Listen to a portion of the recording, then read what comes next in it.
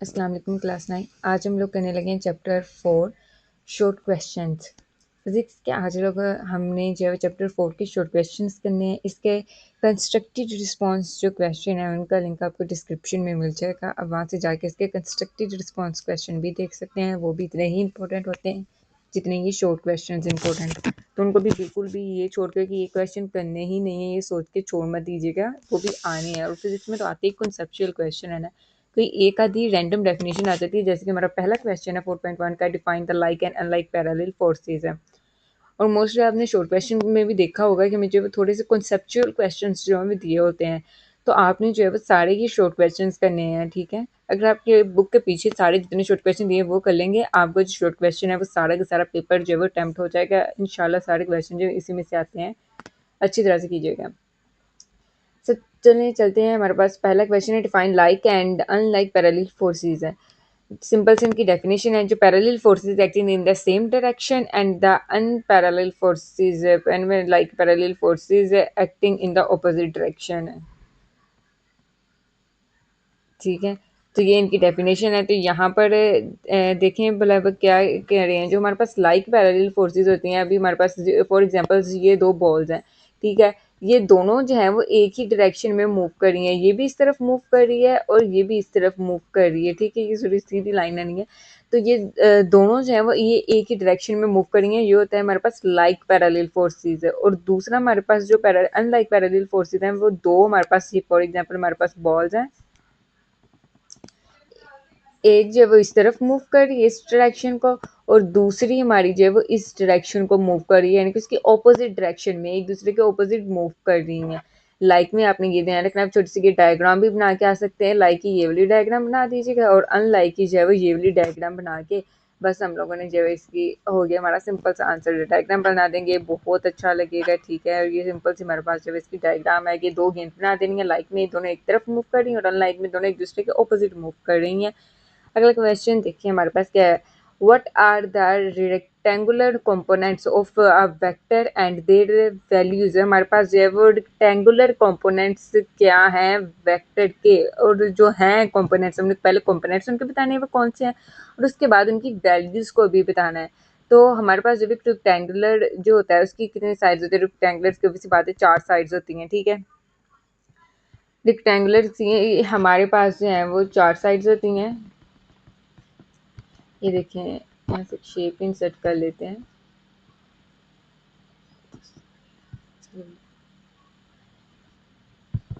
हमारे पास ये एक रेक्टेंगुलर, ठीक है, इसकी जो हमारे पास 4 साइड्स हैं। अब इन चारों में ये दोनों आमने सामने, तो इसको एक साइड सपोज कर लें, और ये वाली जो दो आमने सामने इसको एक साइड सपोज कर लें, ये वाली।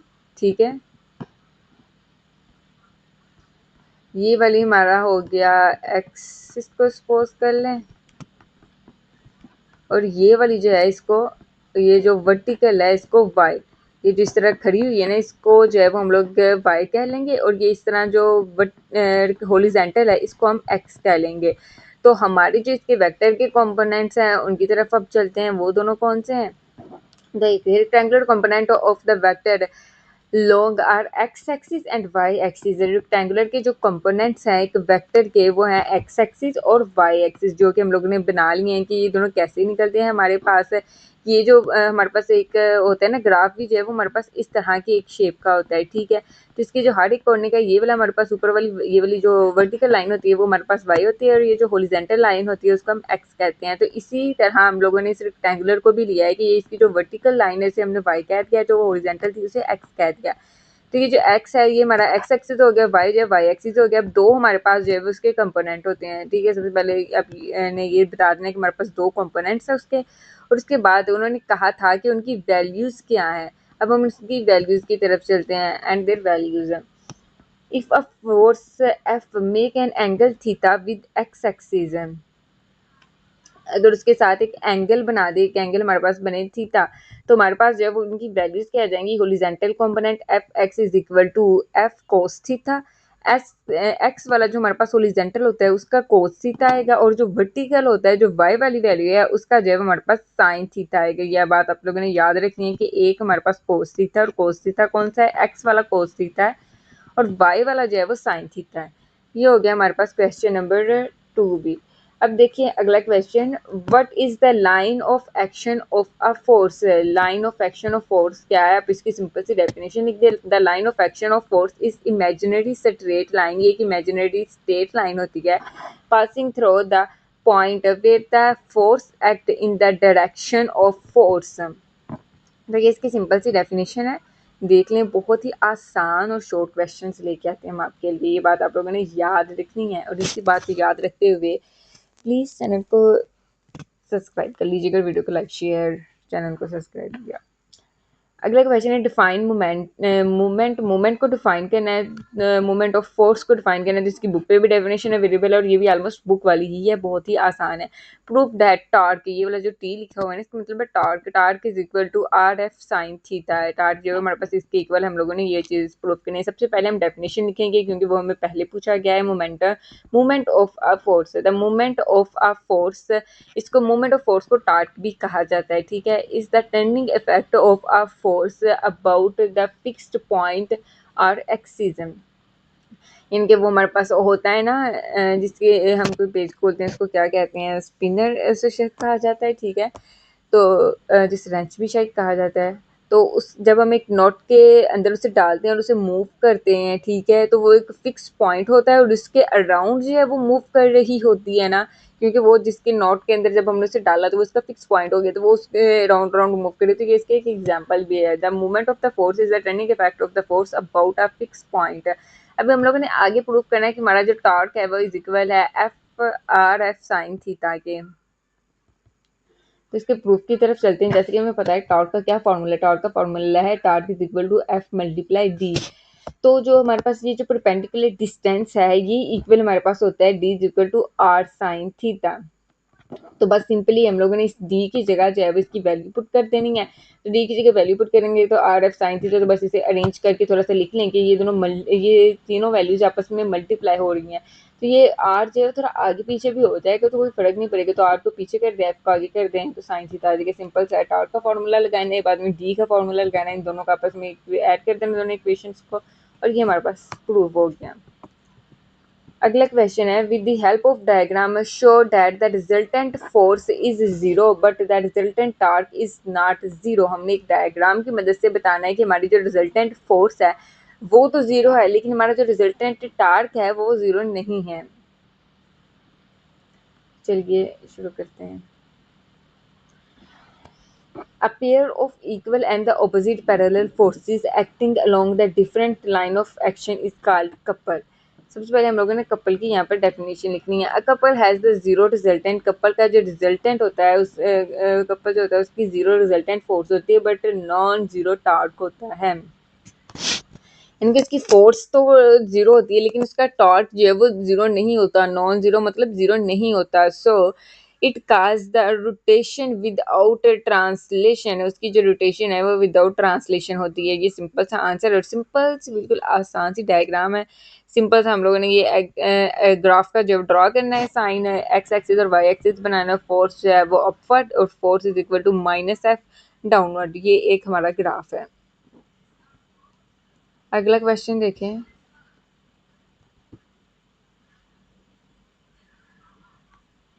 Identify the state of equilibrium in each case show in below. अच्छा, यहाँ पर जब हमारी एक डायग्राम थी तो सबसे पहले हम अपनी बुक को ओपन करते हैं। फर्स्ट क्वेश्चन है 4.6, इसमें वो कह रहे हैं identify the state of equilibrium in each case in the figure given below. यहाँ पर हमें जो तीन फिगर दिए हुए इनमें जो है वो स्टेट ऑफ इक्विलिब्रियम फाइंड करना है। सबसे पहला जो है वो ये एक हमें ट्राइंगल दी गई है, थोड़ी सी कौन की शेप की, ये हमें जो है वो एक शेप दी गई है। तो सबसे पहले इसका ही देखते हैं। इसमें वो कहा है कि कौन स्टैंडिंग ऑन इट्स बेस, कौन जो है अपने बेस के ऊपर खड़ी है तो ऑब्वियस सी बात है वो स्टेबल होगी। एज कम्पेयर टू कौन को जो है वो हम उल्टा खड़ा करते, लाइक कौन को जब ये इसकी जो नोक है इसके ऊपर खड़ा करते तो ये इतनी स्टेबल नहीं होनी थी, लेकिन कौन जो है वो अपनी बेस पे खड़ी हुई है, नीचे से ये सर्कल जो बना होता है तो ऑब्वियस सी बात जब हम उसे इस तरह करते हैं तो सबसे स्टेबल फॉर्म इसकी यही होती है। तो कौन जो है वो बिल्कुल स्टेबल खड़ी है। तो हमने एक स्टेटमेंट भी लिख देनी है, when slightly tilted it return to its original position. मतलब अगर थोड़ा सा हिलेगी भी हवा के साथ तो हिल डुल के वो फिर से अपनी ओरिजिनल पोजीशन में आ जाएगी। आगे ball placed on the top of dome. हमें जो है यहाँ पर एक बॉल दी गई है जिसे जो है एक टॉम के ऊपर प्लेस किया गया। अब ये बॉल स्टेबल है या नहीं, आप खुद सोचें। ऑब्वियस सी बात है ये अनस्टेबल है, क्योंकि यहाँ पर बॉल जो है वो एक राउंड शेप के ऊपर खड़ी है, बॉल खुद भी राउंड है और जिस शेप पे वो भी राउंड है, तो ये कैसे खड़ी जो है वो स्टेबल हो सकती है। कि दोनों जो है अनस्टेबल हैं, तो small displacement make it move further away from it original position. अभी तो वहाँ पर वो खड़ी है, थोड़ी सी स्टेबल है, लेकिन अगर थोड़ा सा भी वो हिलेगी वहां से, या हम थोड़ा सा वहां का झोंका है कि हम उससे थोड़ा सा लाएंगे तो वो वहां से हिल डुल के नीचे गिर जाएगी, क्योंकि वो एक ये प्लेन सरफेस पे भी नहीं खड़ी है और वो खुद भी प्लेन नहीं है। अगर प्लेन सरफेस पे खड़ी भी होती तो भी इसने वहां से मूव हो जाना था। आगे हमारे पास तो एक सिलेंड्रिकल सरफेस थी हमारे पास, ये देखिए ये एक सिलेंडर टाइप की शेप है, ये अब हमारे पास है। तो इसमें ये न्यूट्रल इक्विलिब्रियम है, when the roll slightly it stay in its new position. अब ये न्यूट्रल है, न्यूट्रल क्यों है, क्योंकि अब हम उसे जब रोल करेंगे, एक सिलेंडर की ये शेप है टाइम बुक हमारी, तो इसको थोड़ा-सा ऑब्वियस सी बात है, एक तो इसे थोड़ा-सा जब ये मूव होगी, तो मूव होने के बाद ये नई पोज़ीशन पे जाके फिर से वहाँ रुक जाएगी, ठीक है? थोड़ा-थोड़ा ये मूव होगी, तो इसलिए ये न्यूट्रल है, ये मतलब होती भी है, मूव भी होती है और नहीं भी होती। इसका जो थोड़ा-सा इस वे में आ जाता है। तो यहाँ पर इसका आंसर देख लें, नोट कर लें, बहुत ईज़ी सा आंसर है। अगला क्वेश्चन देखें, give an example of a body which is moving yet in equilibrium, जो कि इक्विलिब्रियम में मूव कर रही है, उसकी एग्ज़ाम्पल देनी है। तो सबसे बेस्ट हमारे पास जिसकी एग्ज़ाम्पल होगी, वो होगी या मूविंग कार, एक चलती हुई car. A moving car with constant velocity on a straight road is an example of a body moving yet in equilibrium because the net force acting on it zero, क्योंकि उसके ऊपर जो net force act हो रही है वो zero होती है, ठीक है। तो सबसे बेस्ट एग्जांपल हमारे पास क्या है इसकी, या मूविंग कार।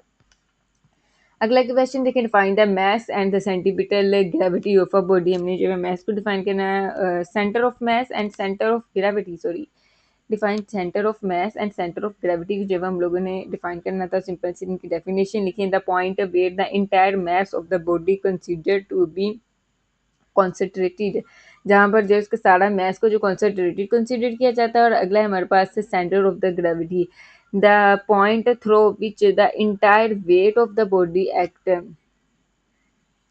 ये सिंपल सी इसकी डिफाइंस हैं, ये देख लें कि जिसमें जब पूरा बॉडी का वजन एक्ट करता है और ऊपर जो है जिसमें पूरे पूरे के मास को जो है वो कंसीडर किया जाता है। अगला हमारे पास क्वेश्चन है 4.9, what are two basic principle of stability in physics. Physics में जो है वो स्टेबिलिटी के दो बेसिक प्रिंसिपल कौन से हैं, which are applied in designing balance toy and racing cars, जो कि